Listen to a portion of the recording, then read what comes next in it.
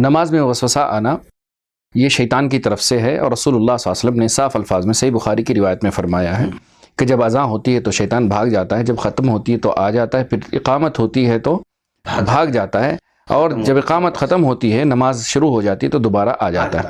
آ کر شیطان انسان کے دل میں وسوسے ڈالنا شروع کر دیتا ہے، اس کی عبادت اور اس کے درمیان حائل ہو جاتا ہے، حتیٰ کہ لا یدری کم صلی، اتنا شک میں ڈال دیتا ہے کہ کتنی رکعت اس نے نماز پڑھی۔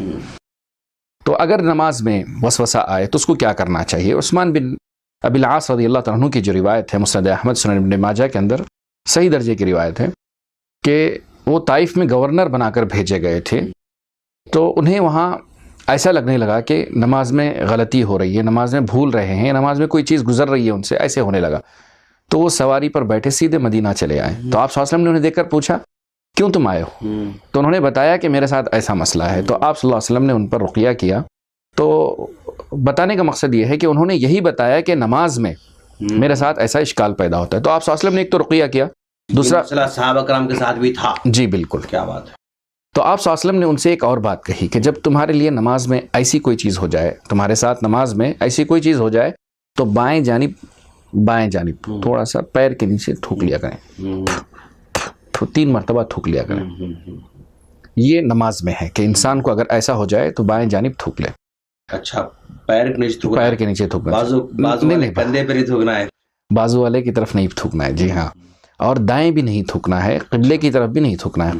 قبلے کی طرف تھوکنا تو حرام ہے، کیونکہ ہم قبلے کی طرف رخ ہیں اور اللہ رب العزت سے ہم مخاطب ہیں، مواجہہ ہے ہمارا، تو لہذا قبلے کی طرف تھوکنا حرام ہے۔ تو جو جائز ہے وہ بائیں پیر کے نیچے آپ کو تھوکنا ہے۔ تو یہ ہو گئی بات۔ اس کے باوجود بھی اگر کسی انسان کو شک ہو گیا کہ اس نے 3 پڑھی ہیں یا 4 پڑھی ہیں، یا بعض کو شک ہو جاتا ہے کہ 4 پڑھے ہیں کہ 5 پڑھے ہیں جیسا آپ نے فرمایا، تو ایسی صورت میں کیا کرے انسان؟ تو اس صورت میں یہ ہے کہ کم سے کم پر، سب سے پہلی صورت یہ ہے کم سے کم پر یقین کر لے۔ اچھا، کہ اس نے جو ہے مطلب 3 پڑھا یا 4 پڑھا، ڈاؤٹ ہے تو 3 سمجھے، 3 سمجھے۔ کیا بات۔ تو ایک اور پڑھ لے، اگر ایک اور پڑھ لیا تو شیطان کے لیے مار ہے، 4 ہو گئی تو الحمدللہ۔ اگر یہ ہو گیا کہ 1 سے زائد ہو گیا تو اللہ تبارک و تعالیٰ آپ کو معاف کرے گا انشاءاللہ۔ رہی بات کہ اگر کسی کو شک ہو گیا کہ اس نے 4 پڑھے ہیں یا 5 پڑھے ہیں مثال کے طور پر، تو شریعت یہ کہتی ہے کہ جو یقین ہے اس پر بنا کرے۔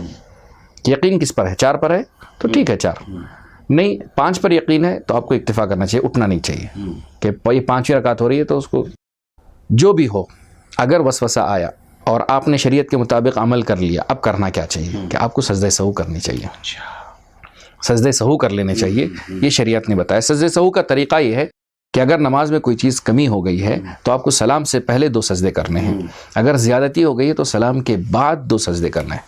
تو یہ طریقہ سجدہ سہو کا ہے۔